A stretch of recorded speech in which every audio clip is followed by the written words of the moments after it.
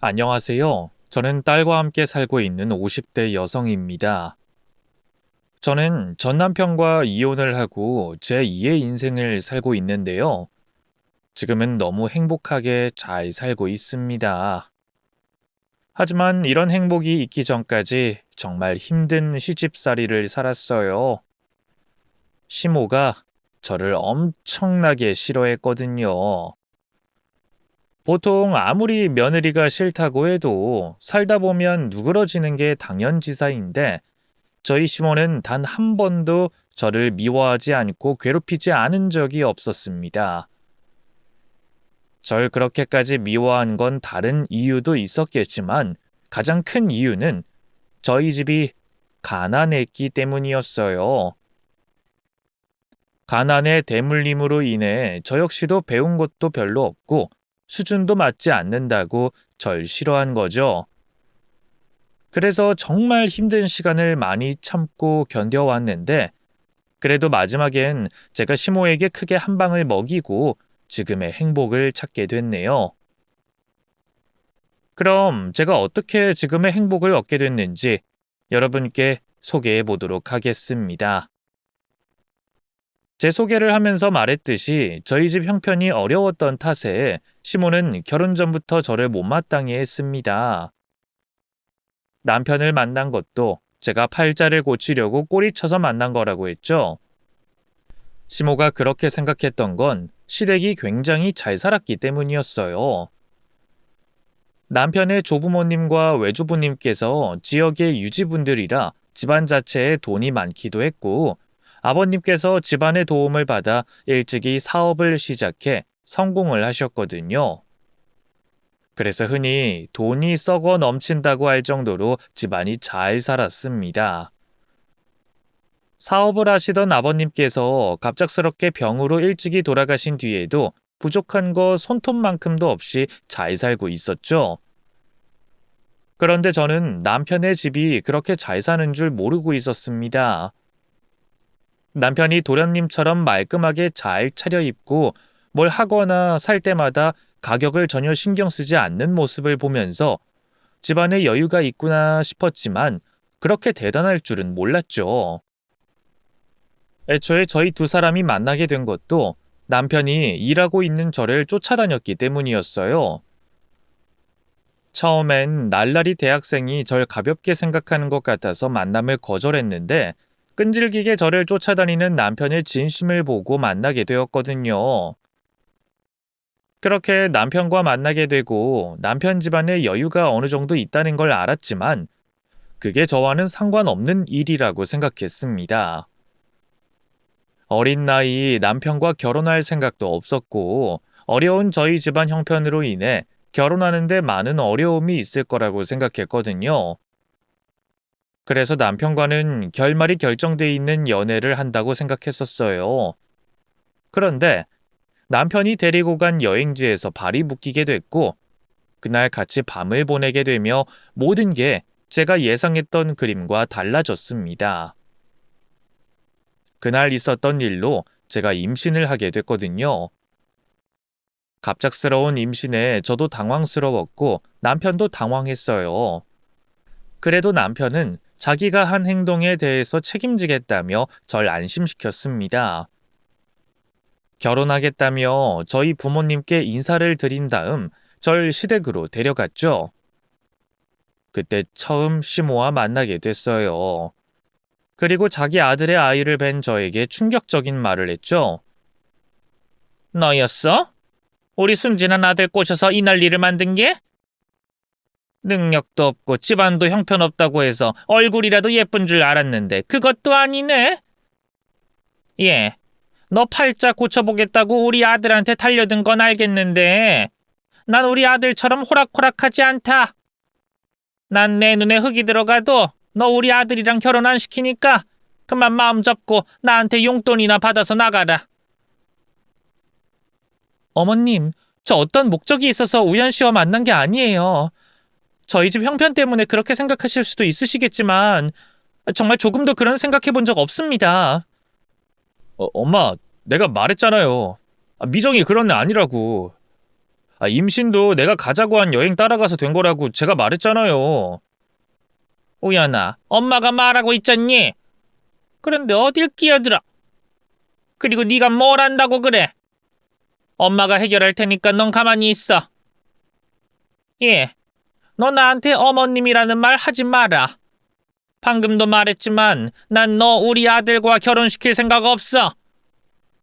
아무래도 네가 네 뱃속에 애 때문에 내가 어쩔 수 없이 널 며느리로 들일 거라고 생각하나 본데 그 애 우리 우연히 애라는 증거 있니? 네? 어머님 어떻게 그런 말씀을... 제 뱃속에 있는 아이 우연 씨 아이예요. 우연 씨 아이가 100%라고요. 그리고 아무리 제가 마음에 안 드신다고 해도 어떻게 그런 말씀을 하세요? 억울한 척 연기하지 마라. 난 네 뱃속의 아이가 우리 우연이 아이가 아니라고 생각하니까. 그리고 설령 우리 우연이 아들이라고 해도 상관없어. 그 애 떼면 그만이니까. 너 생각 잘해라. 난 너 우연이랑 결혼시킬 생각 없어. 그럼 너 혼자 애를 낳고 키워야 할 텐데 그걸 다 감당할 수 있겠니? 그리고 너 나이도 어리잖아. 그럼 이 세상 사람들이 너한테 손가락질을 얼마나 할 것 같아? 처녀가 혼자서 애를 키우는데 말 한마디가 안 나오겠냐고. 생각만 해도 끔찍하지? 그래서 내가 우리 아들도 살릴 겸 너도 도와줄 겸 이런 말 하는 거란다. 네가 오늘 나랑 애 떼겠다고 약속하면 내가 수술비도 해결해주고 원래 챙겨주려고 했던 돈에서 더 넣어주마. 그러니 생각 잘해. 지금의 결정으로 네 인생이 바뀌는 거야. 처음 시댁을 들어가면서 어마어마한 부자라는 걸 알았고 그래서 당연히 절 쉽게 받아줄 거라는 생각도 하지 않았습니다. 그런데 그래도 아이 할머니라는 사람에게 그런 이야기까지 듣게 될 줄은 몰랐어요. 너무 억울하고 분해서 눈물이 터져 나올 것 같더라고요. 내가 원하지 않은 임신이었는데 나도 지금 당장 결혼하고 싶지 않은데 내가 왜 이런 수모를 당해야 하나 싶어서 말이죠. 그런데 그 순간 제 가슴을 후벼 파는 시모의 그 말보다 더 상처였던 건 남편의 행동이었습니다. 시모의 선을 넘는 말을 듣고도 남편이 가만히 있더라고요. 제 뱃속에 있는 아이가 자기 아이인데도 불구하고 마치 남의 일인 것 마냥 가만히 있는 남편의 행동이 이해가 안 됐습니다. 그래서 마음의 결정을 내렸어요. 이런 사람들이 아이 아빠와 할머니라고 불려서는 안 되니까 저 혼자 미혼모로 아이를 키우기로 한 거죠. 아니요, 저 제 아이 포기 못해요. 그리고 이런 집에서 제 아이 키울 생각도 없고요. 제 아이 제가 혼자 키웁니다. 괜한 걱정은 하지 마세요. 아이가 이 집 핏줄이라는 거 알려줄 생각도 없고 알려주고 싶지도 않으니까. 이 집 도움받으러 오지도 않을 거예요. 제 형편이 아무리 어려워져도 말이죠. 이렇게 하면 걱정하시던 문제는 해결된 거죠? 그럼 전 가보겠습니다. 미정아! 제가 그대로 자리를 박차고 시댁을 나오자 남편은 제 이름을 부르며 절 붙잡으려고 했습니다. 하지만 시모의 호통 소리 한 번에 절 붙잡으려고 하던 것도 멈췄죠. 그렇게 남편과 시모를 더 이상 안 보게 될 줄 알았는데 바로 다음 날부터 남편이 절 찾아왔습니다. 그리곤 자신이 시모를 설득하고 있으니 조금만 기다려달라고 했어요. 미정아, 진짜 조금만 기다려줘. 내가 엄마 설득하고 있어. 어제는 엄마가 널 잘 모르니까 걱정도 되고 네가 어떤 마음을 먹고 있나 떠볼 겸 그렇게 말했던 거야. 물론 엄마가 말을 좀 심하게 하긴 했는데 우리 엄마가 워낙 평소에도 말을 강하게 하는 편이긴 해. 그래도 마음은 따뜻한 분이셔. 어제 네가 우리 집 재산 노리는 아이가 아니라는 걸 아셨으니까 곧 우리 결혼 허락하실 거야. 아니, 난 당신 어머니가 결혼 허락해도 당신이랑 결혼 안 해. 당신한테 실망했거든. 어떻게 어제 그런 말을 듣고도 가만히 있을 수 있어? 어떻게 자기 애를 위협하는 말에 가만히 있냐고! 당신은 애 아빠로서 자격이 없어. 그래서 나 당신이랑 결혼 안 해. 미정아, 그건... 내가 원래 우리 엄마 말을 거역 못해서 그런 거야. 어릴 때부터 교육을 그렇게 받아서 그래. 그리고 그때 내가 나서면 엄마가 너한테 더 화를 내지. 나도 어제 엄마가 말한 건 너무하다고 생각했어. 그래서 너 가고 나서 내가 엄마한테 너무 심했다고 말했다니까.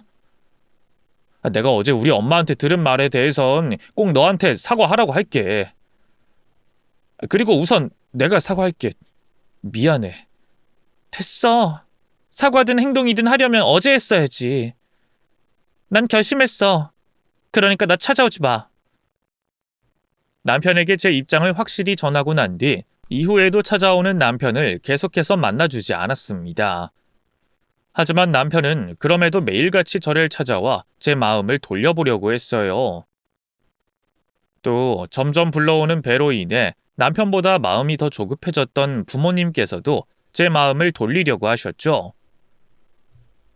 저도 계속된 남편의 설득과 부모님의 권유로 마음이 조금씩 흔들리기 시작했습니다. 그리고 그쯤 시모가 먼저 손을 들었어요. 저를 포기하지 않는 남편의 고집에 결국 결혼을 허락한 거죠. 하지만 어쩔 수 없이 결혼을 허락했을 뿐 제게 사과를 하진 않았습니다. 그래도 시모의 결혼 허락은 제가 결혼에 대한 태도를 바꿀 수 있는 명분이 됐어요. 솔직히 저도 혼자서 아이를 키울 자신이 없었거든요. 물론 상황이 그렇게 된다면 자신이 있든 없든 간에 아이를 위해서 뭐든 해야 하겠지만 그래도 할 수만 있다면 아빠가 있는 가정에서 아이를 키우고 싶었습니다. 그래서 남편과 결혼식을 올리게 됐죠. 남편과 결혼식을 올린 후에는 시댁에서 살지 않고 시모가 구해준 집에서 살림을 차리게 됐습니다. 남들은 시댁살이부터 시작하지 않고 시모가 구해다 준 집에서 신혼생활을 시작하게 됐다고 부러워했었지만 그건 아무것도 모르고 하는 소리였어요. 우선 아무 준비도 되어 있지 않았던 저와 남편이 시댁에서 나와 살게 된 건 시모가 저를 무척이나 싫어했기 때문이었죠. 조금 전 말한 것처럼 시모는 어쩔 수 없이 결혼을 허락했을 뿐 저를 며느리로서 인정한 것도 아니었고 오히려 절 결혼 허락을 받기 전보다 싫어하고 있었으니까요. 그래서 저와 같은 집에 머물기가 싫어서 집을 구해준 거였습니다. 미정이 너 나랑 떨어져서 산다고 우리 아들 대충 챙기면 내가 가만 안 둔다. 내가 너 싫어해서 집 구해다 준 거니까 그걸 이용할 생각하지 말라고. 알겠어? 또 내가 사람 시켜서 매일 집안일은 잘하고 있는가, 우리 아들은 잘 챙기는가 확인할 거니까 나 없다고 네 세상처럼 굴지 마라. 우리 우연히 먹일 식단은 일주일마다 적어서 이 집에 가져다 놓고 또 우연히 넌 최대한 이 집에 자주 들려. 쟤 때문에 너랑 떨어져서 지내는 것도 기분 나쁜데 네 얼굴도 자주 못 보면 화가 나서 못 참을 것 같으니까. 알겠어? 그렇게 제가 싫어서 분가시켜 놓고는 절 괴롭히고 싶었는지 시모는 시댁으로 절 자주 불렀어요. 당시 시대상이 며느리가 임신을 해도 귀하게 대접받지 않고 막달 직전까지는 일을 시켰다고 하지만 시모는 제가 임신한 것을 전혀 신경 쓰지 않고 일을 시켰습니다. 그리고 막말을 아끼지 않았죠. 너 왜 이렇게 늦었니? 내가 오라고 한 지가 언젠데 왜 이제 도착해? 죄송해요. 버스가 계속 늦게 도착해서요. 또 배가 점점 불러와서 이동하는데 시간이 좀 더 걸리기도 하고요. 뭐? 버스? 넌 택시 탈 줄 모르니? 너 내 복장 터지게 하려고 일부러 그러는 거지? 그렇지? 아니에요. 택시는 제가 지난번에 타고 왔더니 어머님께서 제 주제에 무슨 택시를 타고 다니냐고, 작은 돈이라도 집안 돈 허투루 쓰지 말고 낭비하지 말라고 말씀하셔서. 그거야 네가 우리 집안 돈 쓰는 걸 너무 쉽게 생각하는 것 같아서 지적한 거지? 그리고 넌 바쁠 때 안 바쁠 때도 구분 못하니? 내가 빨리 오라고 했으면 택시든 뭐든 타고 빨리 왔어야지. 아휴, 우연히는 뭐 저런 걸 데리고 와서는. 아니 됐고, 얼른 손 씻고 주방으로 가봐라. 가보면 아줌마가 장보고 준비해둔 음식 재료들 있을 거야. 그거 다 다듬어 놓고 나한테 확인받아라. 그럼 다음엔 네가 요리해야 되니까. 얼른 서둘러. 출산하기 직전까지 시댁을 오가며 사는 시집살이는 수두룩하게 많았습니다. 가정부 아주머니가 안 계신 것도 아닌데 임신한 제가 손빨래와 집안 살림을 해야 했죠. 또 정말 사소한 시모의 심부름도 저희 집과 시댁을 오가면서 해야 됐어요. 말 그대로 24시간 대기 상태로 있어야 했죠. 그래도 그런 시집살이는 다른 며느리들도 하던 때이기 때문에 크게 힘들다고 생각하진 않았습니다. 정말 힘들었던 건 저희 친정집을 무시하는 시모의 발언들이었어요. 힘드냐? 힘들어. 일을 시켰으면 기분 좋게 할 것이지. 이게 왜 죽상을 하고 있어? 집안 분위기 안 좋게. 아니에요. 집중하면서 일을 하다 보니 표정이 그렇게 보였던 것 같아요. 그래. 너 그런 것 가지고 힘들다고 그러면 안 되지. 네가 나한테 뜯어간 게 얼만데 겨우 그거 가지고 힘들다고 그러면 되겠니? 내가 너희 친정이 얼마나 해줬는지 알지? 그러니까 너는 그 돈 갚을 때까지 열심히 일해야 하는 거야. 알았어? 부모가 능력이 없어서 손 벌리고 다니면 자식이 몸으로 때우는 게 맞지. 안 그래? 아유, 그러게 네 인생도 참 불쌍하다. 너도 그따위 집안에 태어나고 싶어서 태어난 건 아닐 텐데. 난 가끔 하늘이 너무 불공평하다고 생각해. 다 같이 잘 살게 해주지. 누군 거지처럼 지내고 누군 왕처럼 지내니까 얼마나 불공평해. 거기다 한 번 나락으로 떨어지니까 악순환이 계속돼요. 꼭 너네 집처럼. 시모는 제가 마치 돈에 팔려온 것처럼 사람의 자존감을 밟는 얘기들을 스스럼 없이 하곤 했어요. 애초에 도와주겠다고 한 것도 자기 마음대로 내린 결정이었고 그런 말 듣고 싶지 않아서 도와주지 않으셔도 된다며 거절했더니 그때는 또 기어이 억지로 떠밀어 놓고는 그걸 가지고 도와준 거라고 온갖 생색을 내며 저와 부모님을 무시했죠. 어머님, 정말 안 해주셔도 된다니까요. 그러지 마세요. 여유 있는 내가 도와준다는데 왜 그래? 남들은 도와달란 난린데 너는 내가 도와준다 그래도 싫으냐? 너 괜히 자존심 세워서 거절하는 거 그것도 열등감 표출이라 못난 거다. 뭐가 좀 있어야 자존심 세우는 거지. 쥐뿔 없는 주제 함부로 자존심 세우려고 그러니? 그리고 너는 네가 원하는 대로 우리 집에 왔으니 내 덕 보고 살아야 하지 않겠어?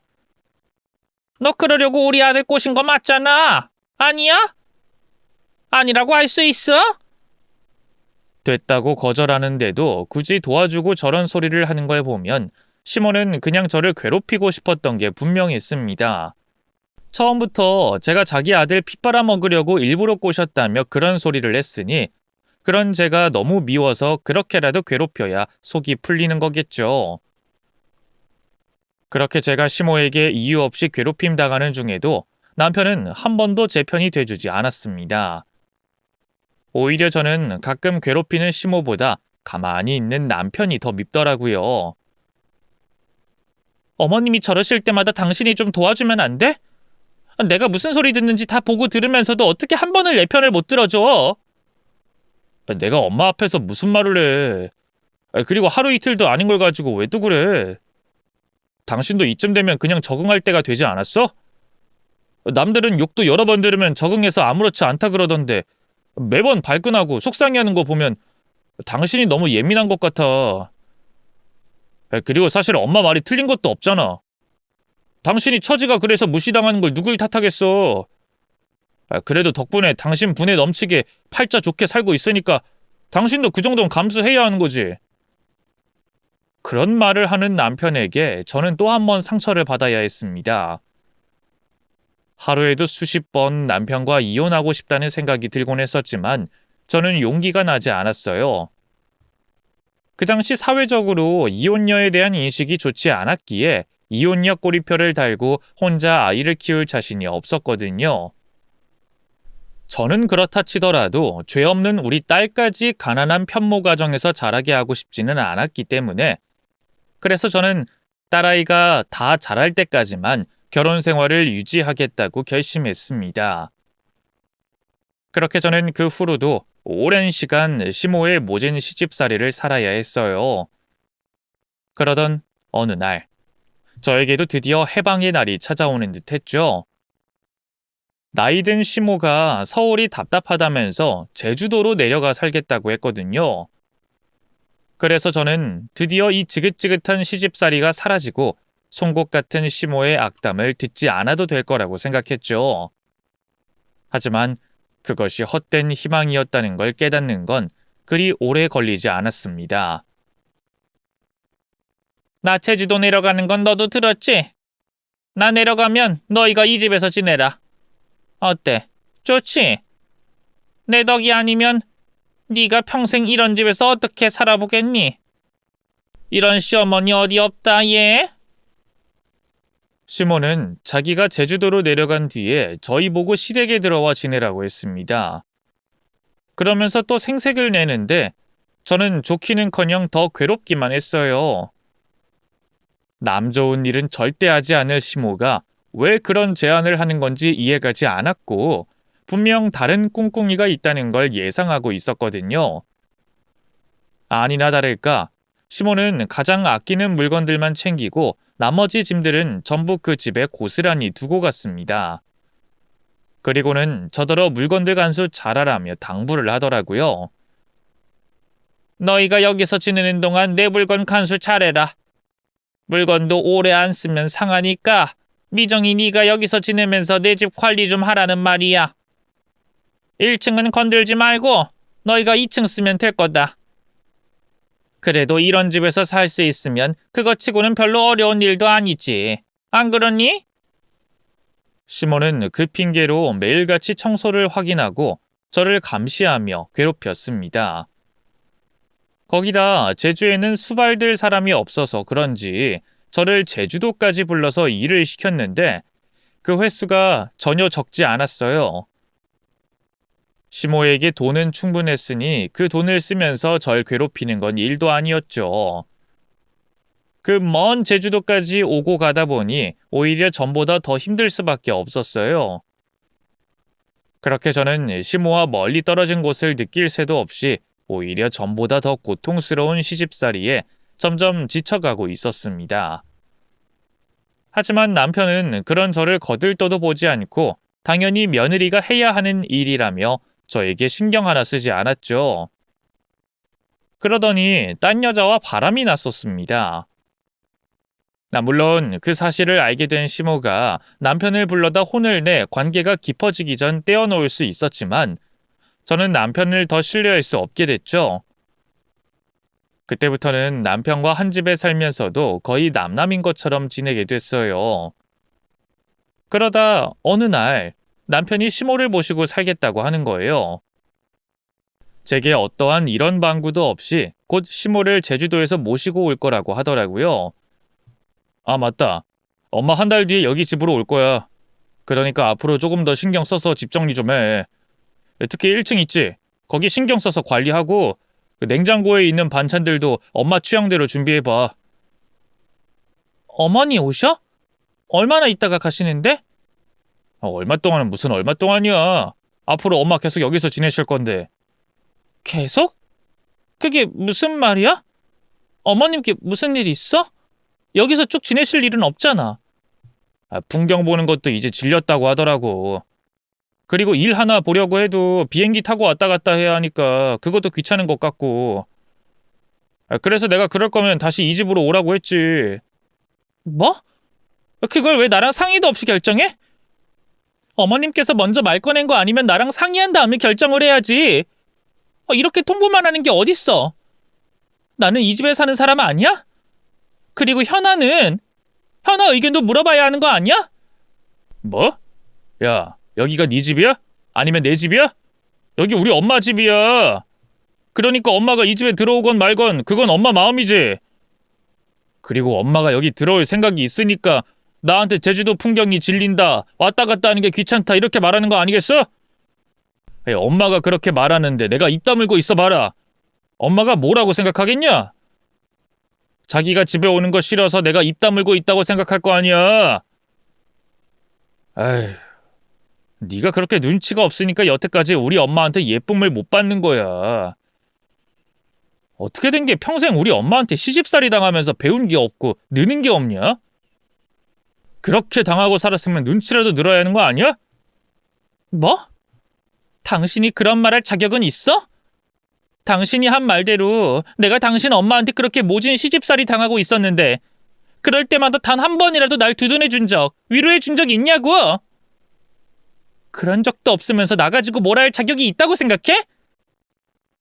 그리고 이번 일만 해도 그래. 모실 생각이 있어도 나한테 먼저 말을 했어야 하는 거 아니야? 지금도 저 멀리 떨어진 제주도에서 날 불러 시집살이 시키는데 같이 살면 좀 힘들게 하시겠어? 그건 당신도 알 거 아니야. 그럼 날 생각해서라도 앞으로 어떻게 지낼 건지 상의를 했어야지. 한 집에서 지내진 않게 해줘야지. 그러니까 네 말은 우리 엄마 모시고 싶지 않다는 소리지? 이야, 지금까지 누구 덕에 돈 걱정 없이 편하게 살았는데 그딴 소리를 하냐? 그리고 당신 엄마? 너 이제 막 나온다. 우리 엄마 집으로 들어오면 잡아먹을 기세인데. 돈 걱정 없이 편하게 살아? 내가 당신 엄마한테 시달린 세월을 보고도 그런 말이 나와? 나 당신 엄마한테 시달릴 것만큼 밖에서 일했으면 그때도 똑같이 돈 걱정 없이 살았을 거야. 아니지? 그땐 당신 엄마한테 들었던 만큼의 모욕적인 소리는 안 들었겠지. 그만큼 마음고생, 몸고생은 안 했을 거라고! 아이씨, 그래서 뭐 어쩌자고? 당신 힘들었던 일 말해서 뭐 어쩌자는 건데? 여기 엄마 집인데 들어오지 말라고 해? 들어오지 말라고 안 된다고 말해도 엄마가 내 이야기 듣는 척이라도 할 뿐이야? 자기가 하고 싶은 대로 사시는 분인데. 그리고 그 나이 먹도록 며느리가 시어머니한테 시집살이 당하는 게 자랑이야? 그게 다 당신이 엄마 기대에 충족하지 못해서 생긴 일 아니야. 그럼 같이 살면서 엄마한테 잘 보일 생각을 먼저 해야지. 왜 나쁜 생각부터 하고 있어? 그러니까 좋은 기회라고 생각하고 이번 기회에 엄마랑 잘 지내봐. 아니, 못해. 안 해. 우리가 한 달 안에 이사를 가든 당신이 어머님 발을 제주도에 묶어놓든 알아서 해결해. 당신이 버려놓은 일이니까 당신이 해결하라고. 아니면 나 당신이랑 이혼할 거야. 뭐? 이혼? 이야, 신미정, 우리 엄마 없다고 아무 말이나 막 하네? 그래, 해봐. 이혼. 뭐 젊었을 때야 몰라도 그 나이 먹어가지고 이혼 후에 잘도 살 수 있겠다. 너도 고독사 뭐 그런 걸로 죽고 싶은 거야? 그래서 이 난리 치는 거냐고? 너 이혼하면 다른 사람들처럼 한몫 단단히 챙길 줄 아나 본데 그거 잘못 생각한 거다. 너도 알고 있다시피 내 앞으로 된 재산은 얼마 없어. 전에 살던 집이며 내 차며 모든 우리 엄마 거잖아. 그렇다고 내가 재산이 아예 없는 건 아니지만 그것도 생활비다, 현아 교육비다, 월급 들어올 때마다 족족 다 쓰니까 많지도 않지. 그건 너도 알잖아. 근데 뭔 이혼이야. 그 나이 먹고 이혼해서 생고생하면서 살 거야? 그리고 뭐로 이혼할래? 우리 엄마 모시기 싫다고 그걸로 이혼할 거야? 미정아, 정신 차려. 너처럼 편하게 사는 여자 얼마 없어. 아니, 그런데 왜 네 복을 발로 차려고 그래? 그래? 다른 집 남자들도 아내 두고 다른 여자랑 바람 피우나 보지? 내 나이 먹도록 시어머니 수발 들고 친정 부모님 욕 들어가면서 시집살이를 살고? 나 더는 못 참아. 당신이랑 이혼할 거고 내가 이제까지 이 집에 봉사해온 만큼 받아낼 거라고. 바람 그거 언제적 얘기를. 아이 그래라 그래. 그렇게 말이라도 해서 속 시원하면 아무 말이나 막 해라. 대신 이것도 엄마 오기 전까지만 해라. 엄마 왔는데도 난리치다가 엄마 화나게 하지 말고. 엄마 화나면 당신만 손해야. 이제까지 직접 당해왔으니까 내 말이 무슨 말인지 알지? 남편은 제가 한 말을 홧김에 뱉은 소리로 취급했습니다. 그리곤 자기 혼자 계획한 대로 시모를 제주도에서 데리고 올 준비를 했죠. 제 말을 무시하는 남편의 모습을 보면서 더 이상은 안 되겠다고 생각했습니다. 제가 시모에게 모진 시집살이를 지금까지 살고 있다는 걸 알면서도 그걸 아무렇지 않게 생각하는 남편과 더 이상 결혼 생활을 유지할 수 없다고 생각했죠. 그러면서 과거 딸아이가 성인이 됐을 때 이혼하겠다는 그 결심이 떠올랐어요. 지금이 그 결심을 실행으로 옮길 때라고 생각했죠.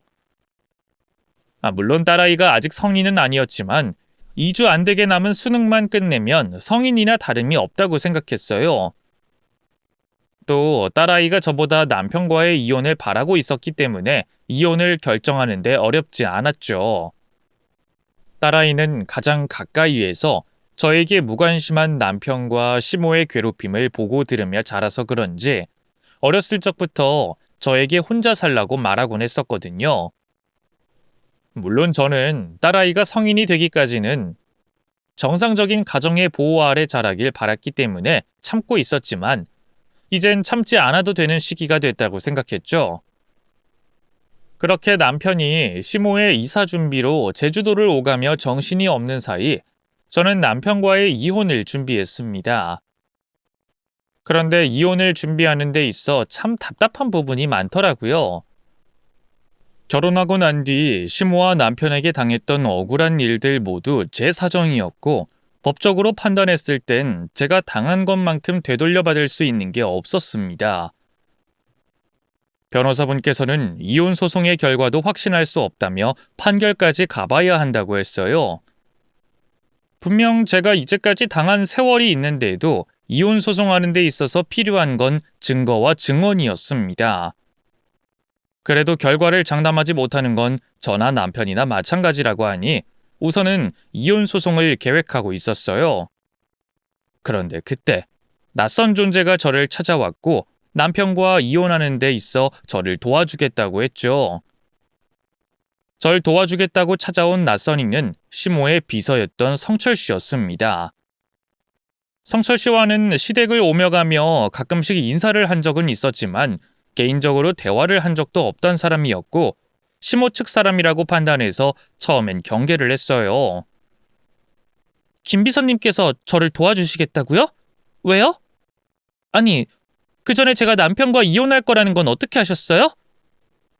저만 알고 있는 거 아닙니다. 사모님, 아니, 이제 사모님이 아니죠? 그 여자도 다 알고 있어요. 그 여자 아들이 내려와서 전부 다 말했거든요. 신미정 씨가 화냈다는 것과 이혼 얘기를 꺼냈다는 것까지. 물론 두 사람 모두 그 얘기를 가지고 코웃음 치긴 했는데 그 여자 성격 아시죠? 그런 말 듣고 절대 가만히 있을 여자 아니라는 거. 그래서 미정 씨를 단단히 벼르고 있어요. 이혼 소송에 관해서도 준비하겠다고 했고요. 그리고 제가 미정 씨를 도우려는 건 저도 그 여자에게 받아야 할 것이 있기 때문이에요. 받아야 할 거요? 그게 뭐죠? 그리고 제가 김 비서님을 어떻게 믿죠? 시어머니가 제 남편에게 들어서 모든 걸 알고 있다면 그쪽을 이용해서 절 속이려고 할 수도 있는데 저 이제 그 여자 비서 아닙니다. 그리고 제가 그 여자 지시를 받고 움직이는 게 아니라는 건 뭐가 됐든 간에 미정 씨가 원하는 대로 증명하겠습니다. 제 휴대폰을 지금 바로 달라고 하면 드릴게요. 비밀번호도 다 알려드릴 테니까 가지고 있으면서 전부 다 확인해봐도 돼요. 아니면 저를 24시간 감시해도 좋습니다. 뭐든 다 할 테니 제 말 믿어주세요. 저 그동안 그 여자 비서로 있으면서 더럽고 추잡한 일들 수없이 하고 욕이란 욕은 다 들어먹으면서도 곁에 있었습니다. 제 가족 때문에, 우리 아버지 병원비 때문에 더럽고 힘들어도 붙어 있었다고요. 그런 저에게 그 여자가 무슨 짓 한지 아세요?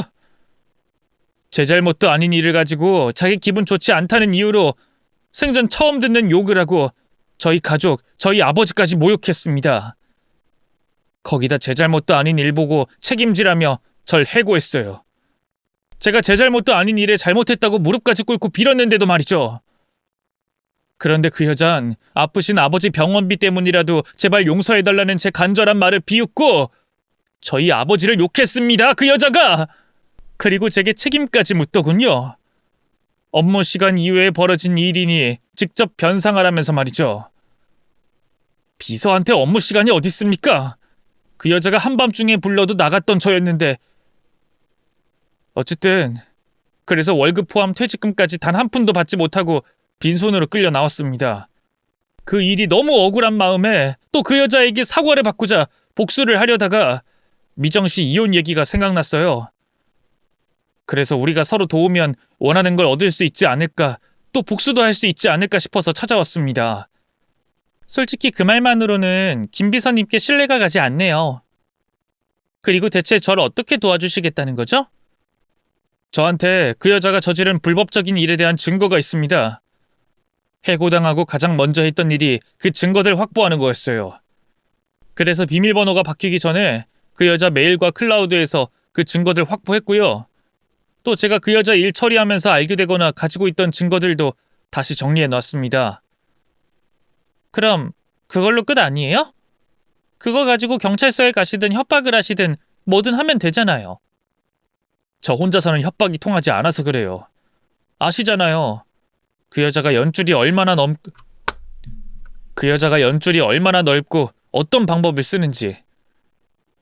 분명히 자기가 가지고 있는 돈으로 절 찍어 누를 겁니다. 경찰에 신고해도 경찰을 매수를 하든 다른 사람 시켜서 저를 어떻게 하든 무슨 수를 쓸 거예요. 언론도 마찬가지일 거고요. 사회적으로 대단한 사람이 아니라 관심도 적을 텐데 거기다 돈으로 입막음 시키면 해보나 마나 하는 일이 될 겁니다. 그건 미정 씨도 마찬가지일 거예요. 그 여자 미정 씨를 누구보다 싫어하면서도 미정 씨가 자유로워지는 게 싫어서 어떻게든 소송에서 이겨서 곁에 두려고 할 거예요. 그 여자가 아들한테 미정 씨 이혼 얘기 들었을 때도 유명 로펌 먼저 알아보자고 했다니까요. 평범한 이혼 소송에 유명 로펌 쓰겠다고 하니 무슨 뜻인지 아시겠죠? 그런데 우리 두 사람이 힘을 합치면 달라요. 제가 가진 증거에 힘이 생긴다고요. 그러니까 이슈가 돼서 그 여자가 덮으라고 해도 덮을 수 없게 된다고요. 미정 씨가 유명하진 않지만 집안 대대로 부잣집 집안의 부부 이혼은 사람들이 관심 갖지 않을까요? 거기다 이혼을 하게 되는 이유가 외도고 그 상대가 부잣집 사모님의 비서라면 관심이 더 커지지 않겠냐고요. 네? 그러면 저랑 김 비서님이랑 그렇고 그런 사이라고 말을 하자는 거예요? 아니요, 전 싫어요. 그럴 수 없어요. 저 이제 성인 되는 딸도 있는 엄마예요. 그리고 제가 그쪽과 아무 사이도 아닌데 왜 굳이 불륜녀가 돼야 해요? 그러니까 제 말은 이걸 사람들에게 알리자는 게 아니고 그 여자에게 협박하자는 거예요. 지금도 봐봐요. 미정 씨가 제 말 듣고 놀라서 따져 물었죠. 그런데 이게 그 여자 귀에 들리는 순간 어떻겠어요? 복잡해서 미치죠. 우리가 원하는 대로 들어주지 않으면 이혼 일로 시끄럽게 하고 제가 가진 정보도 전부 풀겠다고 하면 얼마나 당황하겠냐고요. 뻔히 사람들 관심이 쏟아질 걸 알고 있는데. 그럼 아마 적당한 선에서 합의를 보려고 할 거예요. 그때 우리가 각자 원하는 것들 얻어내자는 말이에요. 어때요? 저랑 힘 합치시지 않을래요? 성철 씨의 얘기를 다 듣고 나니 무슨 말을 하는 건지는 알겠더라고요. 그리고 이혼을 준비하며 불안하던 제게 도움이 될 거라고 생각했습니다. 물론 그 전에 성철 씨가 시모의 사람이 아니라는 확인 과정을 거쳐야 했죠. 확인 결과 다행히 성철 씨가 말한 것 모두가 사실이었어요. 그때부터 성철 씨와 함께 시모와 남편을 속일 계획을 짜게 됐죠. 그리고 시모와 남편이 이삿짐을 가지고 집으로 들어오는 날이 됐어요. 큰 짐들은 다음 날 움직이기로 해서 우선 두 사람만 간단한 짐을 챙겨 집으로 들어왔죠. 집으로 들어온 두 사람은 자기들을 맞이하는 저와 성철 씨를 보고 의아했습니다. 역시 내 집이 최고네. 풍경이든 뭐든 다 필요 없다. 내가 살고 지낸 집이 최고지. 그런데 얘랑 현아는 내가 왔는데 안 나와보고 뭐 하는 거야? 얘가 이혼 어쩌고 저쩌고 하더니 겁을 상실했나? 야!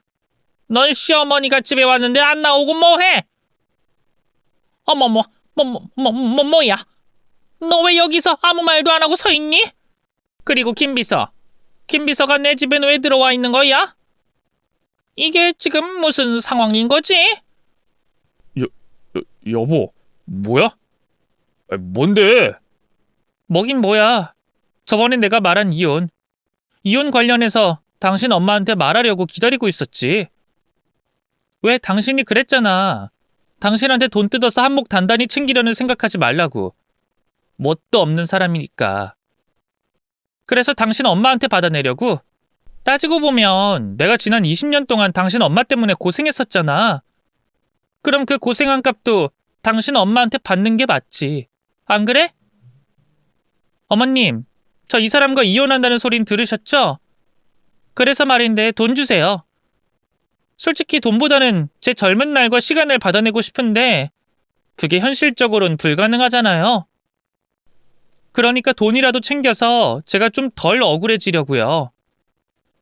제가 계산을 대충 해봤는데 제가 그동안 밤낮 없이 어머님 시집살이와 수발 들었던 시간을 시급으로 따지고 또 저와 저희 가족을 욕한 정신적인 피해 보상까지 계산하니까 깔끔하게 이 집이면 될 것 같더라고요. 그래서 저기 어머님 짐들 빼기 쉽게 하려고 마당 쪽 창으로 옮겨놨어요. 접시 하나 젓가락 하나 빠뜨린 것 하나 없으니까 그대로 가지고 가시면 돼요. 아차차, 지금 얼른 이사업체에 전화하세요. 내일 짐들 가지고 오지 말라고. 뭐? 인연이 돌았나? 어디서 헛소리를 나불거리고 있어? 너 내일 당장 죽을 병이라도 걸렸니? 그래서 겁도 없이 나한테 까부는 거야? 야, 내가 너 앞으로 살 날들 지옥 속에서 살게 해줄까? 네 부모랑 동생들도 같이 쳐넣어줘? 이게 어디서 되도 않는 시건방을 떨고 있어? 내가 너한테 왜 이 집을 주니? 너 내 아들이랑 이혼 못해. 내가 무슨 수를 써서라도 우리 집 귀신으로 붙잡아 둘 거거든. 그리고 네가 운 좋게 이혼한다고 하더라도 나한테 돈을 어떻게 뜯어갈 건데? 이혼하면 누구한테 돈 받아가야 하는지 몰라? 너 변호사 안 만나고 있었니? 내 아들 뒤에 내가 있다는 걸 알면서도 그렇게 허술하게 이혼을 준비하고 있었던 거야? 됐다. 퇴갈통에 뭐 같은 년이어야 말을 더 이어가지. 내일부터 변호사 찾아다녀봐. 그리고 여기 우리 쪽 변호사 명함이니까 네가 찾아간 변호사들한테 어디에 있는 변호사와 상대하게 될지도 좀 설명하고. 예상대로 시몬은 조금도 당황하지 않았어요. 오히려 제 행동을 가소롭게 생각하며 비웃었죠. 그리고 남편 역시 이렇게 될 줄 알았다는 듯 미소를 띠며 저에게 다가왔습니다. 그때 성철 씨가 남편을 가로막았어요. 여보, 내가 그러니까 괜히 우리 엄마 화나게 하지 말라니까 그러니. 알았어, 이제 그만해. 당신 그동안 고생 많이 했으니까 내가 엄마한테 이번 일은 그냥 넘어가 달라고 부탁할게. 그러니까 그만하고 올라가자. 엄마 더 화내기 전에. 미정이한테 다가오지 마시고 할 말 있으면 거기 서서 말하세요. 뭐? 김비서, 지금 내 아내를 뭐라고 부른 거야? 미정이? 김비서 미쳤어? 그리고 좋은 말 할 때 이 손 놔라. 저리 꺼지라고요. 방금 내가 한 말 못 들었습니까? 미정이 근처로 오지 말라고요. 뭐? 이 새끼가 아까부터 남의 아내 이름을 왜 부르고 있어? 야, 네가 뭔데 나보고 가라 마라 명령이고 내 아내 이름을 불러? 내가 미정이 새 남편 될 사람입니다. 그러니까 우리 미정이 근처에 접근하지 말라고요. 뭐? 남편? 이게 엄마한테 잘리고 나서 미쳤나? 여보, 이 새끼 이거 왜 이래? 당신 이딴 소리 하는데 듣고만 있을 거야? 뭐가 어때서? 상철 씨가 맞는 말만 하고 있는데. 뭐? 야, 신미정! 너 미쳤어? 이게 지금 바람 피웠다는 말을 엄마랑 내 앞에서 하는 거야? 이게 미쳐가지고. 야, 너 지금 뭐 하는 거야? 내 팔을 왜 꺾어? 아프잖아! 내가 미정이 곁으로 오지 말라고 했지. 그리고 우리가 바람 폈다고 뭐가 달라져? 그래서 이혼하겠다고 하잖아. 엄마, 이것도 좀 어떻게 해봐. 야, 넌 내 아들. 야, 넌 내 아들 팔았나? 너 이 새끼 네가 편상해야 하는 걸 파줬더니 이게 은혜도 모르고 어디 있어? 네 연놈들 바람난 거 난 하나도 놀랍지 않아. 상놈의 자식들끼리 연애하는 게 당연하지 뭐가 이상해? 그런데 상황도 사람도 잘못 골랐네. 몰래 끝까지 사귀던가 아니면 이 집과 연을 끊고 나서 티를 냈어야지. 지금 이럴 때 이런 일 생기면 네 연놈들에게 너무 불리하잖아. 안 그래? 그것도 내 앞에서 이러면 더 곤란하지. 내가 두 사람 목을 조를 건데 어디 양쪽 집안 모두 풍비박산 나보자고. 나 누군지 알지? 내가 얼마나 독한 년인지 잘 알고. 어머님, 그럼요. 당연히 알죠. 저희에게만 독하고 못되겠어요? 어머님이 밖에서도 얼마나 못된 짓 하고 다니는지 알고 있어요. 그래서 여기 다 정리해놨잖아요. 어머님이 저지른 불법 행위들. 뭐? 그게 뭔데? 말 그대로 어머님이 이제까지 한 불법 행위들이요. 제가 성철 씨한테 그동안 부탁을 했거든요. 어머님이 하시는 행동들 중에 약점으로 잡을 만한 것들 좀 모아달라고. 그거예요. 저 이거 가지고 경찰서 가려고요. 아니면 기자들한테 먼저 뿌리거나.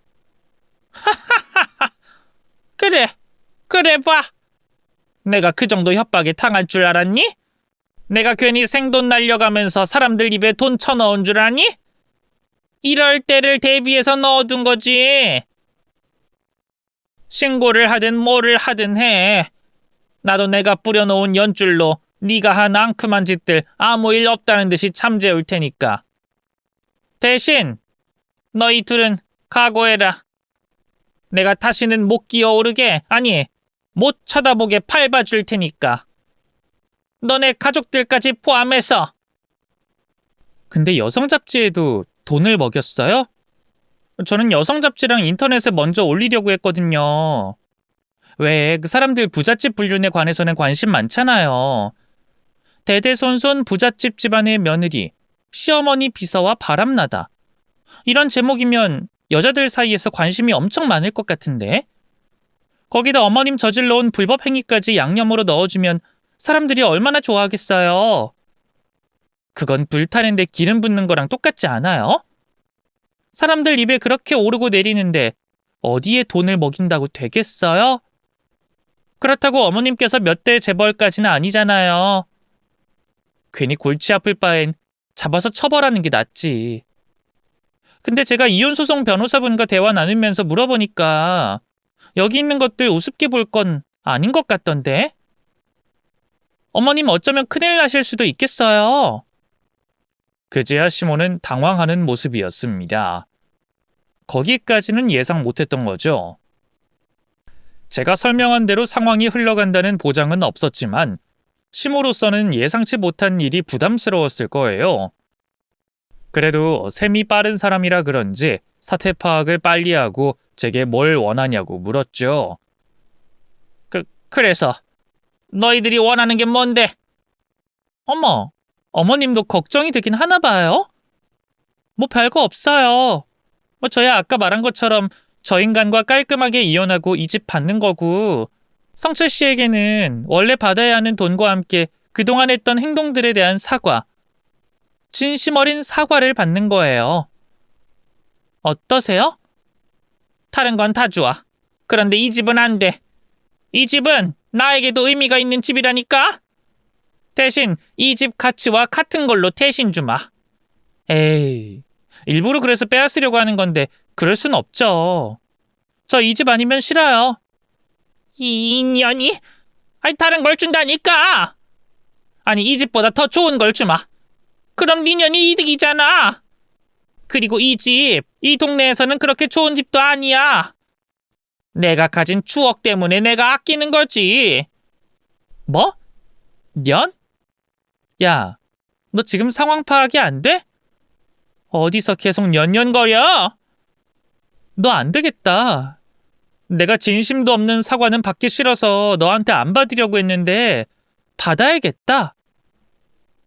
아니, 사과가 중요한 게 아니라 너한테 굴욕감을 주고 싶어.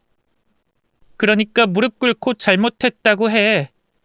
그리고 이 집 아니면 나도 필요 없어. 나 미리 준비 다 해놨거든? 이미 여성 잡지사 기자들 연락처도 받아놨으니까 바로 전화하지 뭐. 저는 곧장 휴대폰을 열고 전화를 거는 척했습니다. 그러자 시모가 그 자리에서 무릎을 꿇었어요. 알았어, 알았다고. 내가 잘못했다.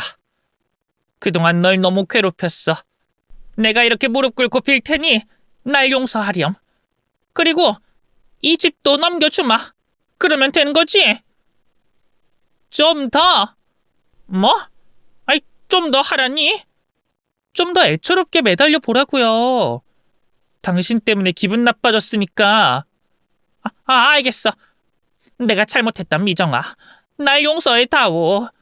내가 정말 못된 시험이었구나. 결국 시모는 제게 집을 넘긴다는 말과 함께 사과를 했어요. 물론 건성으로 하는 사과였지만 저도 사과를 받는 게 중요한 건 아니었기 때문에 만족했습니다. 그리고 성철 씨도 그 자리에서 받아야 하는 것들과 함께 시모의 사과를 받게 됐죠. 사실 제가 성철 씨에게는 시모에게 금전적으로 좀 더 받아내라고 했었어요. 성철 씨가 그동안 얼마나 고생을 했을지 누구보다 잘 아는 저였으니 그 정도는 요구해도 된다고 생각했거든요. 그런데 성철 씨는 그 이상 요구하면 그때부턴 범죄가 된다면서 괜히 문제가 생길 만한 일을 만들고 싶지 않다고 했습니다. 그래서 딱 자기가 처음 요구했던 것들만 받고 그날 일을 끝내게 됐죠. 이후 저와 남편은 소송까지 가지 않고 이혼하게 됐습니다. 그 전에 시모에게 집을 상속받고 추후에 법적인 문제가 없도록 마무리 조치까지 잘했고요. 지금은 시모에게 상속받은 집에서 딸과 행복하게 잘 살고 있어요. 이제야 오랫동안 절 괴롭히던 사람들에게 벗어나 진정한 자유 속에서 살고 있죠. 그래서 그런지 만나는 사람들 모두 다 제 얼굴이 폈다고 하더라고요. 달라진 건 두 사람이 제 인생에서 사라진 것밖에 없는데 말이죠. 저는 저 스스로도 운이 좋은 사람이라고 생각해요. 물론 지난 20년 동안은 그러지 못했지만 적당한 시기에 절 도와준 사람을 만나 이렇게 평생 내 것으로 하기 힘든 집을 얻게 됐으니까요.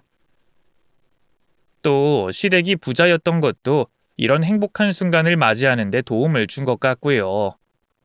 그런데 운이 좋고 나쁜 것보다 가장 중요한 건 일찍 행복을 찾는 거라고 생각합니다. 그리고 그 행복을 얻어낼 수 있는 건 용기라고 생각해요. 그러니 저와 비슷한 처지에 있는 분들은 아까운 시간 허비하지 마시고 하루라도 빨리 용기 내셔서 행복을 되찾길 바라겠습니다.